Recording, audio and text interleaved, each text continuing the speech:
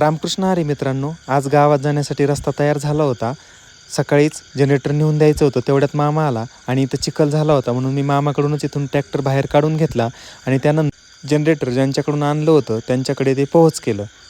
पूर आल्यामुळे आणि हा डांबरी रस्ता सगळा उखळून गेल्यामुळे जनरेटर हे 15 दिवस इथेच राहिलं होतं.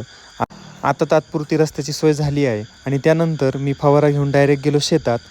पावसामुळे आणि ढगाळ वातावरणामुळे परत कांद्याला रोग पडला होता, त्यामुळं आज कांदे फवारून घ्यायचे होते.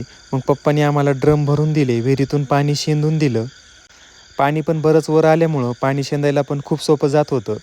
हे असं पाणी शेंदून काढणं हे आपल्यासाठी नवीन गोष्ट आहे, पण पप्पा म्हणले आमच्या काळात पाणी शेंदून असंच काढावं लागायचं होतं, त्याच्यामुळं आम्हाला त्या गोष्टीचा अनुभव आहे. त्यानंतर पंप भरला, पाठीवर उचलून घेतला, मम्मीने आणि मी फवारायला सुरुवात केली. कितीही थकवा आला तरी आशेची ताकद जास्त असते.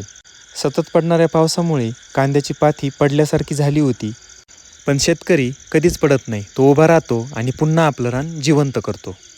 तिथून मी आलो संत्रीच्या बागेत. तिथं कांदे लावण्यासाठी रान तयार केलं होतं, पण त्याच्यात आता बरंचसं गवत झालं होतं आणि पावसामुळे कांदे लावायचे पण कॅन्सल झाले होते.